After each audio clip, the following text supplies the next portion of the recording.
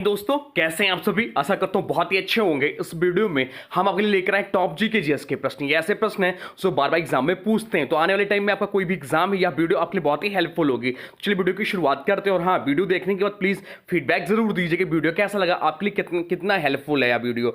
चलिए देखते हैं पहला क्वेश्चन क्या पूछा है आपसे। पहला क्वेश्चन पूछा, क्वाड समूह में भारत के अलावा कौन कौन से देश शामिल हैं। आपसे पूछा है क्वाड समूह में भारत के अलावा कौन कौन से देश शामिल हैं, यह आपसे पूछा है। तो क्वाड की बात करें जिसका फुल फॉर्म होता है क्वाड्रेंट्रियल सिक्योरिटी डायलॉग, एक रणनीतिक समूह जिसमें 4 देश शामिल है। कौन कौन से? तो भारत, जापान, संयुक्त राज्य अमेरिका और ऑस्ट्रेलिया। भारत, जापान, संयुक्त राज्य अमेरिका और ऑस्ट्रेलिया क्वाड में शामिल हैं। तो आपसे इस प्रश्न में पूछा क्वाड समूह में भारत के अलावा कौन कौन से देश शामिल हैं, तो कौन कौन से देश शामिल हैं? जापान, संयुक्त राज्य अमेरिका और ऑस्ट्रेलिया। तो राइट आंसर हो जाएगा ऑप्शन ए। ऑप्शन इस प्रश्न का राइट आंसर हो जाएगा। यह जो है यह समूह हिंद प्रशांत क्षेत्र में सुरक्षा संबंधी, समुद्री सहयोग, आपदा प्रबंधन, टेक्नोलॉजी साझेदारी जैसी मुद्दों का सहयोग करता है। क्वाड का मुख्य उद्देश्य जो है स्वतंत्र, खुला और समावेशी इंडो पैसिफिक क्षेत्र को सुनिश्चित करना है, विशेष रूप से चीन के बढ़ते प्रभाव को संतुलित करने के लिए है, इसलिए महत्वपूर्ण हो जाता है प्रश्न। चलते हैं अगले प्रश्न की ओर,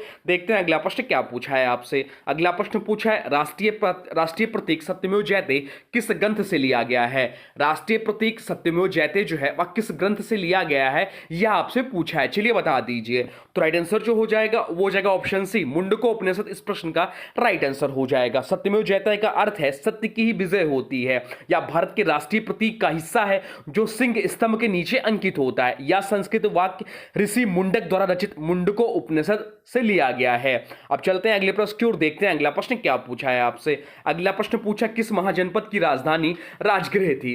किस महाजनपद की राजधानी राजगृह थी, यह आपसे पूछा। या 16 महाजनपदों से प्रश्न है, तो चलिए बता दीजिए इस प्रश्न का राइट आंसर क्या हो जाएगा। तो राइट आंसर हो जाएगा ऑप्शन ए, मगध की जो राजधानी थी वह राजगृह थी। राजगृह प्राचीन भारत के मगध महाजनपद की प्रारंभिक राजधानी थी। बाद में मगध की राजधानी जो है पाटलिपुत्र वर्तमान पटना बनी। राजगृह आज के बिहार राज्य में स्थित और यह बौद्ध धर्म तथा जैन धर्म दोनों के लिए पवित्र स्थल माना जाता है। चलिए 16 महाजनपद और उनकी राजधानी आपको बताते हैं एक साथ। तो अंग राज्य की जो राजधानी तो चंपा थी, मगध महाजनपद की जो राजधानी तो राजगृह और पाटलिपुत्र थी। अभी हम लोग पढ़े काशी महाजनपद की जो राजधानी थी वो वाराणसी थी। कौशल महाजनपद की जो राजधानी तो श्रावस्ती और अयोध्या थी। वज्र महाजनपद की राजधानी वैशाली थी। तो मल्ल महाजनपद की राजधानी कुशीनगर और पावा थी। चेदी महाजनपद की राजधानी सुक्तिमती थी। तो वत्स महाजनपद की राजधानी कौशांबी थी। तो कुरु की इंद्रप्रस्थ और हस्तिनापुर थी। पंचाल की अक्षत्र और कामपिल्य थे। सूरसेन महाजनपद की जो राजधानी थी वह मथुरा थी, यह भी इंपॉर्टेंट। अवंती की उज्जैनी और महस्मती थी। गंधार महाजनपद की राजधानी तक्षशिला थी। तो काम्बोज महाजनपद की राजधानी राजपुर थी। असमक की पोतना और पेरर थी। तो मत्स्य की विराटनगर थी। यह सब पॉइंट ध्यान रखिए। सबसे शक्तिशाली महाजनपद कौन सा, यह भी क्वेश्चन पूछ लेता है। सबसे शक्तिशाली महाजनपद जो था वह आपका था मगध। और बौद्ध जैन धर्म का प्रसार अधिकतर इन्हीं महाजनपदों में हुआ। गंधार आज के पाकिस्तान में स्थित है और अवंती द्वितीय बौद्ध संगीति का स्थल था। अब चलते हैं अगले प्रश्न की ओर, देखते हैं अगला प्रश्न क्या पूछा है आपसे। अगला प्रश्न पूछा है माउंट एवरेस्ट को नेपाल में क्या कहा जाता है। माउंट एवरेस्ट को नेपाल में क्या कहा जाता है, यह आपसे पूछा है। चलिए बता दीजिए। तो माउंट एवरेस्ट को जो नेपाल में कहा जाता है वह कहा जाता है सागरमाथा। राइट आंसर हो जाएगा ऑप्शन सी, सागरमाथा इस प्रश्न का राइट आंसर हो जाएगा। माउंट एवरेस्ट को नेपाल में सागरमाथा कहा जाता है। तो ऐसे कि कोई क्वेश्चन पूछता है आपसे तिब्बती भाषा में इसे क्या कहते हैं। तिब्बती भाषा में इसे चोमोलुंगमा कहा जाता है, जिसका अर्थ है पृथ्वी की माता देवी। माउंट एवरेस्ट की ऊंचाई कितनी है, तो माउंट एवरेस्ट की ऊंचाई जो है 8,848.50 मीटर है।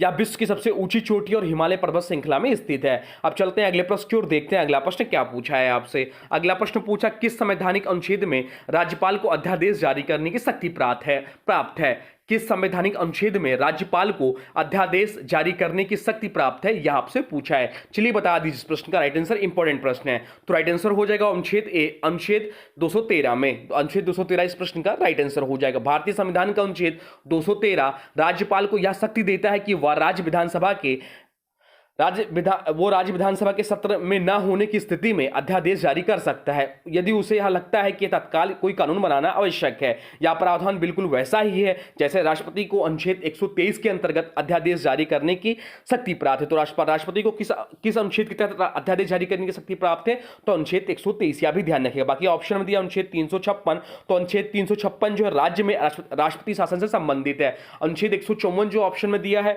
वह है राज्यपाल की कार्यपालिका शक्तियों से संबंधित है। अनुच्छेद 161 की बात करें तो राज्यपाल को क्षमा, दया याचिका, दंड माफी की शक्ति देता है। चलते हैं अगले प्रश्न की ओर, देखते हैं अगला प्रश्न क्या पूछा है आपसे। अगला प्रश्न पूछा किस भारतीय क्रांतिकारी को प्रथम शहीद कहा जाता है? किस भारतीय क्रांतिकारी को प्रथम शहीद कहा जाता है यह आपसे पूछा है। चलिए बता दीजिए इस प्रश्न का राइट आंसर क्या होगा, बता दीजिए, कमेंट बॉक्स में लिख दीजिए। तो राइट आंसर हो जाएगा ऑप्शन है मंगल पांडे। इस प्रश्न का राइट आंसर हो जाएगा मंगल पांडे को भारत के स्वतंत्रता संग्राम के प्रथम शहीद या पहले स्वतंत्रता सेनानी के रूप में जाना जाता है। उन्होंने 29 मार्च 1857 को बैरकपुर यानी कि पश्चिम बंगाल में अंग्रेजों के खिलाफ विद्रोह किया था। उनका यह विद्रोह ही आगे चलकर 1857 की प्रथम स्वतंत्रता संग्राम या सिपाही विद्रोह की चिंगारी बना। मंगल पांडे को 8 अप्रैल 1857 को फांसी दे दी गई थी। चलते हैं अगले प्रश्न की ओर, देखते हैं अगला प्रश्न क्या पूछा है आपसे। अगला प्रश्न पूछा है निम्न में से कौन सा देश सार्क का सदस्य नहीं है? निम्न में से कौन सा देश जो है वह सार्क का सदस्य नहीं है यह आपसे पूछा। चलिए सार्क के बारे में जान लीजिए, इसका पूरा फुल फॉर्म जान लीजिए। तो सार्क को south Asian association for regional corporation कहते हैं, हिंदी में क्षेत्रीय सहयोग दक्षिणी एशियाई संघ कहते हैं। स्थापना कब हुआ? तो स्थापना हुआ 8 दिसंबर 1985 को ढाका में। हेडक्वार्टर कहां है? तो हेडक्वार्टर है काठमांडू नेपाल में। उद्देश्य क्या है सार्क को बनाने का? तो यह उद्देश्य है दक्षिण एशिया में आपसी सहयोग से शांति और प्रगति हासिल करना। वर्तमान सदस्य देश हैं मालदीव, पाकिस्तान, बांग्लादेश, इंडिया, भूटान, नेपाल, श्रीलंका, अफगानिस्तान। तो ऑप्शन में पूछा निम्न में से कौन सा देश सार्क का सदस्य नहीं है? तो राइट आंसर हो जाएगा ऑप्शन सी, म्यांमार सार्क का सदस्य नहीं है। बाकी मालदीव, अफगानिस्तान और नेपाल ये सार्क के सदस्य हैं। चलते हैं अगले प्रश्न की ओर, देखते हैं अगला प्रश्न क्या पूछा है आपसे। अगला प्रश्न पूछा है एशिया महाद्वीप का सबसे बड़ा देश कौन सा है? एशिया महाद्वीप का सबसे बड़ा देश कौन सा है यह आपसे पूछा है। चलिए बता दीजिए कि एशिया महाद्वीप का सबसे बड़ा देश कौन सा है। तो राइट आंसर जो हो जाएगा वो जाएगा ऑप्शन सी, रूस जो है वह एशिया महाद्वीप का सबसे बड़ा देश है। अब चलिए एशिया महाद्वीप से संबंधित कुछ महत्वपूर्ण जान लेते हैं। एग्जाम में क्वेश्चन पूछता है कि विश्व का सबसे बड़ा महाद्वीप कौन सा है? तो विश्व का सबसे बड़ा महाद्वीप जो है एशिया महाद्वीप है। एशिया महाद्वीप का सबसे बड़ा देश कौन सा है? तो अभी हम लोग पढ़ रहे थे रूस है। एशिया का सबसे बड़ा द्वीप कौन सा है? तो एशिया का सबसे बड़ा द्वीप जो है वो बोर्नियो है। एशिया की सबसे लंबी नदी कौन सी? तो यांगसी नदी है जो चीन में है। या एशिया की सबसे लंबी नदी, एशिया की सबसे ऊंची पर्वत अभी हम लोग पढ़े हैं जो कि विश्व की भी सबसे ऊंची पर्वत है, वह माउंट एवरेस्ट है जिसकी ऊंचाई 8848.86 मीटर है। एशिया का सबसे बड़ा मरुस्थल कौन सा है? तो एशिया का सबसे बड़ा मरुस्थल जो गोबी मरुस्थल है जो कि मंगोलिया और चीन में। एशिया का सबसे गहरा झील कौन सा है? तो एशिया का सबसे गहरा झील जो बैकाल झील है। तो ये सब पॉइंट ध्यान रखिए। अब चलते हैं अगले प्रश्न की ओर, देखते हैं अगला प्रश्न क्या पूछा है आपसे। अगला क्वेश्चन पूछा है वर्तमान में Steel Authority of India limited जिसे सेल बोलते हैं कि निदेशक कौन है यह आपसे पूछा है। वर्तमान में Steel Authority of India Limited SAIL के निदेशक कौन है यह आपसे पूछा है। चलिए बता दीजिए। तो राइट आंसर हो जाएगा ऑप्शन डी, अमरेंदु प्रकाश हैं। अमरेंदु प्रकाश इस प्रश्न का राइट आंसर हो जाएगा। सेल जिसे बोलते हैं स्टील अथॉरिटी ऑफ इंडिया, इसकी स्थापना कब हुई थी? स्थापना जो हुई थी वह 1954 में हुई थी। इसका हेडक्वार्टर कहां है? तो हेडक्वार्टर जो इसका न्यू दिल्ली में है। ये सब पॉइंट भी ध्यान रखिएगा। निदेशक हो जाते हैं अमरेंद्र प्रकाश। चलते हैं अगले प्रश्न की ओर, देखते हैं अगला प्रश्न क्या पूछा है आपसे। अगला प्रश्न पूछा है जैन धर्म के प्रथम तीर्थंकर कौन थे? जैन धर्म के प्रथम तीर्थंकर कौन थे यह आपसे पूछा है। चलिए बता दीजिए। तो राइट आंसर जो हो जाएगा वो हो जाएगा ऑप्शन सी, ऋषभदेव। ऋषभदेव जो है वह जैन धर्म के प्रथम तीर्थंकर थे। ऋषभदेव जिसे आदिनाथ भी कहा जाता है को जैन धर्म के प्रथम तीर्थंकर माना जाता है। वह 24 तीर्थंकरों में सबसे पहले थे। ऋषभदेव को जैन मान्यता में सभ्यता और समाज की शुरुआत करने वाला भी कहा गया है। उनका उल्लेख ऋग्वेद में ऋषभ नाम और भगवत पुराण में भी आता है। अन्य विकल्पों की बात करें तो महावीर जो है 24वें और अंतिम तीर्थंकर थे जैन धर्म को। इन्हें जैन धर्म का महान प्रचारक माना जाता है। पार्श्वनाथ की बात करें तो पार्श्वनाथ जो है 23वें तीर्थंकर थे महावीर से लगभग 250 वर्ष पूर्व में। पार्श्वनाथ भी इंपॉर्टेंट हो जाता, पूछ लेते हैं कि 23वें तीर्थंकर कौन थे? तो पार्श्वनाथ। नेमिनाथ कौन थे यह आप बता दीजिए। जो ऑप्शन डी दिया है तो नेमिनाथ जो तो 22वें तीर्थंकर थे, यह भी ध्यान रखिएगा। चलते हैं अगले प्रश्न की ओर, देखते हैं अगला प्रश्न क्या पूछा है आपसे। अगला प्रश्न पूछा है बौद्ध धर्म में त्रिरत्न में क्या सम्मिलित है? बौद्ध धर्म में त्रिरत्न में क्या सम्मिलित है यह आपसे पूछा है। चलिए बता दीजिए कि बौद्ध धर्म में त्रिरत्न में क्या सम्मिलित है। तो राइट आंसर जो हो जाएगा वो जाएगा ऑप्शन बी, बुद्ध धर्म और संघ या त्रिरत्न सम्मिलित है बौद्ध धर्म में।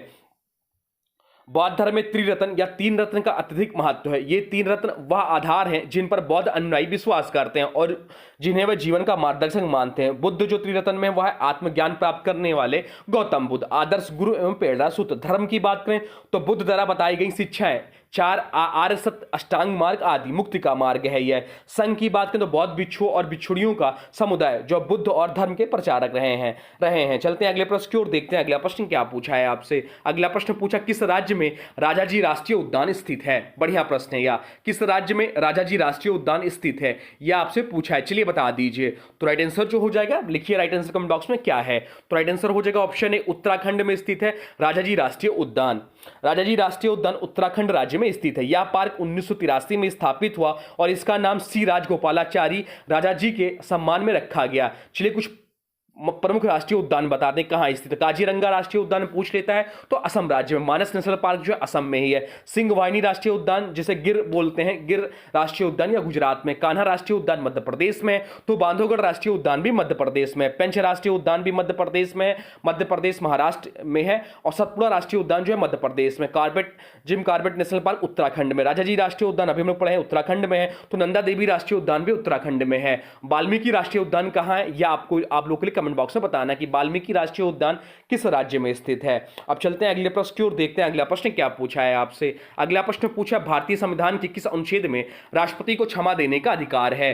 भारतीय संविधान के किस अनुच्छेद में राष्ट्रपति को क्षमा देने का अधिकार है, यह आपसे पूछा है। चलिए बता दीजिए इस प्रश्न का राइट आंसर क्या हो जाएगा। इस प्रश्न का जो राइट आंसर हो जाएगा वो जाएगा ऑप्शन बी, अनुच्छेद 72। अनुच्छेद 72 इस प्रश्न का राइट आंसर हो जाएगा।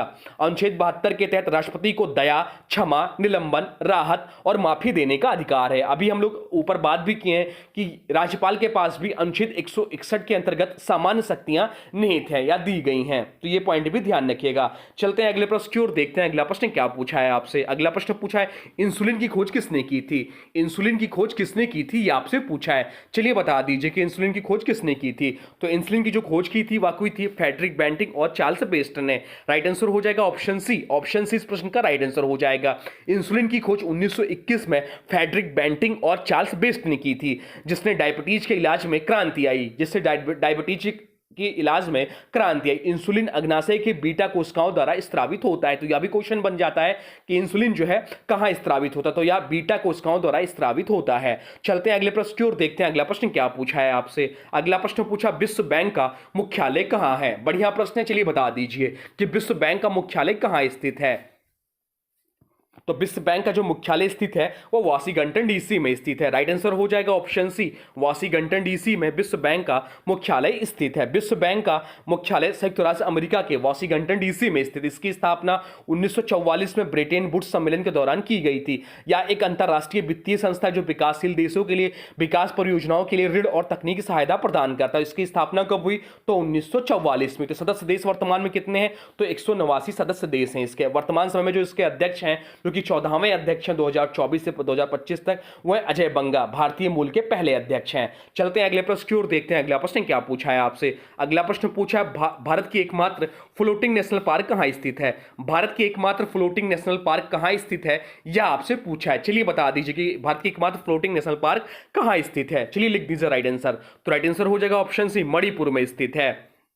मणिपुर की लोकटक झील में स्थित केबुल लामजाओ राष्ट्रीय उद्यान विश्व का एकमात्र तैरता हुआ राष्ट्रीय उद्यान है। यह संगाई हिरण, नृत्य करने वाला हिरण जिसे कहते हैं, यहां पाया जाता है। चलते हैं अगले प्रश्न की ओर, देखते हैं अगला प्रश्न क्या पूछा है आपसे। अगला प्रश्न पूछा, संविधान सभा की पहली बैठक कब हुई थी? संविधान सभा की पहली बैठक कब हुई थी, यह आपसे पूछा है। चलिए बता दीजिए कि संविधान सभा की पहली बैठक कब हुई थी। बढ़िया प्रश्न है, इंपॉर्टेंट प्रश्न है, आपको जानना चाहिए। तो राइट आंसर हो जाएगा ऑप्शन बी, 9 दिसंबर 1946 को। 9 दिसंबर 1946 को संविधान सभा की पहली बैठक हुई थी। पहली बैठक 9 दिसंबर 1946 को हुई, जिसकी अध्यक्षता सच्चिदानंद सिन्हा ने की थी। इसके बाद जो इसके अध्यक्ष हो गए थे, स्थायी अध्यक्ष जिसे कहते हैं, वो डॉक्टर राजेंद्र प्रसाद बाद में स्थायी अध्यक्ष बने। चलते हैं अगले प्रश्न की ओर, देखते हैं अगला प्रश्न क्या पूछा है आपसे। अगला प्रश्न पूछा, भारत में सबसे ऊंचा पठार कौन सा है? भारत में सबसे ऊंचा पठार कौन सा है यह आपसे पूछा है, चलिए बता दीजिए। तो राइट आंसर जो हो जाएगा वो हो जाएगा छोटा नागपुर का पठार या लद्दाख का पठार, बता दीजिए। राइट आंसर हो जाएगा ऑप्शन सी, लद्दाख का पठार। लद्दाख पठार जो भारत का सबसे ऊंचा पठार है। लद्दाख पठार समुद्र तल से 3000 मीटर से अत्यधिक ऊंचाई पर स्थित है। इसे छतरी नुमा पठार भी कहा जाता है। यह इंपॉर्टेंट प्रश्न है, ध्यान रखिएगा। चलते हैं अगले प्रश्न की ओर, देखते हैं अगला प्रश्न क्या पूछा है आपसे। अगला प्रश्न पूछा, हड़प्पा सभ्यता की खोज किस वर्ष हुई थी? हड़प्पा सभ्यता की खोज किस वर्ष हुई थी यह आपसे पूछा है, चलिए बता दीजिए कि हड़प्पा सभ्यता की खोज कब हुई थी। तो हड़प्पा सभ्यता की जो खोज हुई थी वह 1921 में हुई थी। राइट आंसर हो जाएगा ऑप्शन ए, 1921 में। हड़प्पा सभ्यता जिसे सिंधु घाटी सभ्यता भी कहा जाता है की खोज सन 1921 में किसके द्वारा हुई थी? दयाराम साहनी के द्वारा हुई थी। दयाराम साहनी के द्वारा हुई थी हड़प्पा सभ्यता की खोज। यह खोज वर्तमान पाकिस्तान के पंजाब प्रांत में स्थित हड़प्पा नगर में की गई थी। यह भारत की प्राचीनतम नगरीय सभ्यता मानी जाती है। इससे खोज करता था दयाराम साहनी 1921 में। मोहनजोदड़ो की खोज किसने की थी? अब एग्जाम में क्वेश्चन बन सकता है। तो मोहनजोदड़ो की जो खोज की थी और अखिलदास बनर्जी ने की थी और 1922 में की थी। चलते हैं अगले प्रश्न की ओर, देखते हैं अगला प्रश्न क्या पूछा है आपसे। अगला प्रश्न पूछा, रिजर्व बैंक ऑफ इंडिया का राष्ट्रीयकरण कब हुआ था? रिजर्व बैंक ऑफ इंडिया का राष्ट्रीयकरण कब हुआ था यह आपसे पूछा है, चलिए बता दीजिए। इसका राइट आंसर क्या हो जाएगा? तो राइट आंसर जो हो जाएगा वो जाएगा ऑप्शन सी, 1949 में reserve bank of India RBI का राष्ट्रीयकरण हुआ था। आरबीआई की स्थापना 1 अप्रैल 1935 को ब्रिटिश शासन के दौरान की गई थी। आरबीआई एक्ट 1934 के तहत स्थापना के समय यह एक निजी स्वामित्व वाला बैंक था। राष्ट्रीयकरण हुआ 1 जनवरी 1949 को। इसके बाद यह भारत सरकार के पूर्ण स्वामित्व में आ गया और एक केंद्रीय बैंक के रूप में कार्य करने लगा। तो आरबीआई मुख्यालय कहां? आरबीआई का मुख्यालय मुंबई। पहले गवर्नर कौन थे? तो सर ऑसबॉर्न इसमें जो कि ब्रिटिश गवर्नर थे, ये पहले गवर्नर थे। पहले भारतीय गवर्नर कौन थे? तो पहले भारतीय गवर्नर जो थे सीडी देशमुख थे। और वर्तमान समय में गवर्नर कौन है? तो वर्तमान समय में जो गवर्नर शक्तिकांत दास की जहां पर संजय मल्होत्रा साहब बने हैं। आरबीआई का कार्य क्या है? तो मुद्रा नियंत्रण, बैंकिंग नियमन, विदेशी मुद्रा प्रबंधन, मौद्रिक नीति निर्माण आदि आरबीआई का प्रमुख कार्य है। चलते हैं अगले प्रश्न की ओर, देखते हैं अगला प्रश्न क्या पूछा है आपसे। अगला प्रश्न पूछा है, तांबा को शुद्ध करने की प्रक्रिया क्या कहलाती है? तांबा को शुद्ध करने की प्रक्रिया क्या कहलाती है यह आपसे पूछा है। बढ़िया प्रश्न, चलिए बता दीजिए। तो राइट आंसर जो हो जाएगा क्या कहलाती है, लिख दीजिए राइट आंसर। राइट आंसर हो जाएगा ऑप्शन ए, विद्युत अपघटन कहलाती है। तांबा को शुद्ध करने के लिए विद्युत अपघटन विधि का प्रयोग किया जाता है। इसे इलेक्ट्रोलाइटिक रिफाइनिंग भी कहा जाता है। इस प्रक्रिया में धातु का अशुद्ध टुकड़ा एनोड के रूप में उपयोग होता है। शुद्ध तांबा जो होता है कैथोड पर जमा हो जाता है। इलेक्ट्रोलाइट के रूप में कॉपर सल्फेट और कुछ अम्ल का उपयोग किया जाता है। चलते हैं अगले प्रश्न की ओर, देखते हैं अगला प्रश्न क्या पूछा है आपसे। अगला प्रश्न पूछा, भारत का पहला परमाणु ऊर्जा संयंत्र कहां स्थापित हुआ था? भारत का पहला परमाणु ऊर्जा संयंत्र कहां स्थापित हुआ था यह आपसे पूछा है, चलिए बता दीजिए। तो राइट आंसर हो जाएगा ऑप्शन सी, तारापुर में स्थापित हुआ था। तारापुर परमाणु ऊर्जा संयंत्र भारत का पहला और सबसे पुराना परमाणु ऊर्जा संयंत्र है। यह महाराष्ट्र के पालघर जिले के तारापुर में स्थित है। इसकी स्थापना 1969 में हुई थी। यह संयंत्र BWR बॉइलिंग वाटर रिएक्टर तकनीक पर आधारित था, जिसे अमेरिका की सहायता से विकसित किया गया था। यह परमाणु ऊर्जा विभाग के अंतर्गत कार्य करता है। चलते हैं अगले प्रश्न की ओर, देखते हैं अगला प्रश्न क्या पूछा है आपसे। अगला प्रश्न पूछा, संविधान सभा में मौलिक अधिकार संबंधी मसौदा किसने तैयार किया था? संविधान सभा में मौलिक अधिकार संबंधी मसौदा किसने तैयार किया था यह आपसे पूछा है, चलिए बता दीजिए। तो राइट आंसर हो जाएगा option D, sir BN Rao ने। सर BN राव इस प्रश्न का राइट आंसर हो जाएगा। सर BN राव संविधान सभा के वैधानिक सलाहकार थे, जिन्होंने मौलिक अधिकारों का प्रारूप प्रस्तुत किया था। हालांकि अंतिम रूप डॉक्टर अंबेडकर की अध्यक्षता में संशोधित हुई थी। चलते हैं अगले प्रश्न की ओर, देखते हैं अगला प्रश्न क्या पूछा है आपसे। अगला प्रश्न पूछा, डिजी लॉकर की कानूनी मान्यता किस अधिनियम के तहत है? डिजी लॉकर की कानूनी मान्यता किस अधिनियम के तहत है यह आपसे पूछा है, चलिए बता दीजिए। तो राइट आंसर जो हो जाएगा वो जाएगा ऑप्शन बी, IT अधिनियम 2000 के तहत है। डिजी लॉकर डिजिटल दस्तावेजों को स्टोर करने और उनकी वैधता सुनिश्चित करने के लिए IT अधिनियम के अंतर्गत मान्य है। ड्राइविंग लाइसेंस, बोल्ड मार्कशीट, आधार आदि इसके माध्यम से मान्य है। इसमें आप रख सकते हैं। चलते हैं अगले प्रश्न की ओर, देखते हैं अगला प्रश्न क्या पूछा है आपसे। अगला प्रश्न पूछा है, भारत में सबसे उपजाऊ मिट्टी कौन सी मानी जाती है? भारत में सबसे उपजाऊ मिट्टी कौन सी मानी जाती है यह आपसे पूछा है, चलिए बता दीजिए कि सबसे उपजाऊ मिट्टी कौन सी है। तो राइट आंसर जो हो जाएगा वो जाएगा ऑप्शन है, जलोढ़ मिट्टी जो है वह भारत में सबसे उपजाऊ मिट्टी मानी जाती है। क्यों मानी जाती है? तो जलोढ़ मिट्टियां नदियों द्वारा लाई जाती हैं, जिसमें पोषक तत्व अधिक होते हैं, इसलिए कारण कारण इसलिए इसे उपजाऊ मिट्टी कहते हैं। उत्तरी मैदानों में पाई जाती है। धान, गेहूं, गन्ना जैसी फसलें इसमें अच्छे से होती हैं। चलते हैं अगले प्रश्न की ओर, देखते हैं अगला प्रश्न क्या पूछा है आपसे। अगला प्रश्न पूछा, गीतांजलि किस लेखक की काव्य कृति है? गीतांजलि जो है किस लेखक की काव्य कृति है, यह आपसे पूछा है। चलिए बता दीजिए इसका राइट आंसर। इसका तो राइट आंसर आप लोगों को पता होना चाहिए, कमेंट बॉक्स में लिख दीजिए। तो राइट आंसर हो जाएगा ऑप्शन सी, रविन्द्रनाथ टैगोर। इस प्रश्न का राइट आंसर हो जाएगा। रविन्द्रनाथ टैगोर द्वारा रचित गीतांजलि के लिए उन्हें 1913 में नोबेल पुरस्कार मिला। वह नोबेल पुरस्कार पाने वाले पहले भारतीय थे, पहले एशियाई भी थे और पहले भारतीय भी थे जिन्हें साहित्य का नोबेल पुरस्कार मिला 1913 में। इन्होंने हमारा राष्ट्रगान जनगण मन लिखा है और बांग्लादेश का भी राष्ट्रगान जो कि अमार सोनार बांग्ला है उसको भी इन्होंने ही लिखा है। चलते हैं अगले प्रश्न की ओर, देखते हैं अगला प्रश्न क्या पूछा है आपसे। अगला प्रश्न पूछा, सरस्वती सम्मान किस क्षेत्र में दिया जाता है? सरस्वती सम्मान जो है किस क्षेत्र में दिया जाता है, यह आपसे पूछा है। चलिए बता दीजिए, विज्ञान के क्षेत्र में, साहित्य के क्षेत्र में, चित्रकला के क्षेत्र में, पत्रकारिता के क्षेत्र में? तो सरस्वती सम्मान जो दिया जाता है वह साहित्य के क्षेत्र में दिया जाता है। राइट आंसर हो जाएगा ऑप्शन बी, साहित्य के क्षेत्र में। या साहित्य अकादमी द्वारा दिया जाने वाला नहीं बल्कि के बिरला फाउंडेशन द्वारा प्रदत्त पुरस्कार है, या किसी भारतीय भाषा में प्रकाशित उत्कृष्ट साहित्य को दिया जाता है। चलते हैं अगले प्रश्न की ओर, देखते हैं अगला प्रश्न क्या पूछा है आपसे। अगला प्रश्न पूछा, गदर पार्टी की स्थापना कहां हुई थी? गदर पार्टी की स्थापना कहां हुई थी, यह आपसे पूछा है। चलिए बता दीजिए। तो गदर पार्टी की जो स्थापना हुई थी वो सैन फ्रांसिस्को में हुई थी। राइट आंसर हो जाएगा ऑप्शन बी, सैन फ्रांसिस्को में गदर पार्टी की स्थापना हुई थी। गदर पार्टी 1913 में भारत को ब्रिटिश शासन से मुक्त कराने के लिए अमेरिका के सैन फ्रांसिस्को से बनी थी। इसकी जो स्थापना की थी, संस्थापक सदस्य जो थे लाला हरदयाल, सोहन सिंह भाकना और संस्थापक सदस्य थे इसके। चलते हैं अगले प्रश्न की ओर, देखते हैं अगला प्रश्न क्या पूछा है आपसे। अगला प्रश्न जो पूछा है वह पूछा, मुद्रा राक्षस नामक नाटक के रचनाकार कौन थे? मुद्रा राक्षस नामक नाटक के रचनाकार कौन थे, यह आपसे पूछा है। चलिए बता दीजिए कौन है मुद्रा राक्षस नामक नाटक के रचनाकार। तो राइट आंसर हो जाएगा ऑप्शन बी, विशाख दत्त हैं। विशाख दत्त इस प्रश्न का राइट आंसर हो जाएगा। विशाख दत्त द्वारा रचित यह नाटक चाणक्य व चंद्रगुप्त मौर्य के राजनीतिक संघर्ष को दर्शाता है। संस्कृत साहित्य में राजनीतिक कुशलता का उत्कृष्ट उदाहरण है। चलते हैं अगले प्रश्न की ओर, देखते हैं अगला प्रश्न क्या पूछा है आपसे। अगला प्रश्न पूछा, भारत में काली मिट्टी को और किस नाम से जाना जाता है? भारत में काली मिट्टी को और किस अन्य नाम से जाना जाता है, यह आपसे पूछा है। चलिए बता दीजिए। तो राइट आंसर जो हो जाएगा वो जाएगा ऑप्शन डी, रेगूर मिट्टी के नाम से जाना जाता है काली मिट्टी को। रेगूर या काली मिट्टी मुख्यतः कपास की खेती के लिए प्रसिद्ध है और कपास उत्पादन में जो अग्रणी राज्य है हमारा भारत का वह गुजरात राज्य है जिसकी राजधानी गांधीनगर है। और जो रेगूर मिट्टी या काली मिट्टी जो होती है या बेसाल्ट चट्टानों से बनी होती है, महाराष्ट्र गुजरात में इसकी अधिकता पाई जाती है। तो ये रहे टॉप 30 जीके जीएस के प्रश्न जो आपके आने वाले एग्जाम के लिए बहुत ही महत्वपूर्ण है। अगर कोई भी प्रश्न आपको नया लगे तो प्लीज कॉपी पेन लेके नोट कर लिया करिए, उसको एक दो बार रिवीजन करिए, इससे वो आपका प्रश्न तैयार हो जाएगा और यही जीके जीएस तैयार करने की टेक्निक है। अब आज की वीडियो से प्रश्न है, इसका राइट आंसर आप लोगों को कमेंट बॉक्स में बताना है। आज की वीडियो से प्रश्न है, भारत की एकमात्र फ्लोटिंग नेशनल पार्क कहां स्थित है? भारत की एकमात्र फ्लोटिंग नेशनल पार्क कहां स्थित है, इसके बारे में जो भी कुछ जानते हैं वह लिख दीजिए कमेंट बॉक्स में। और हाँ, वीडियो कैसा लगा इसके बारे में भी जरूर बताइएगा।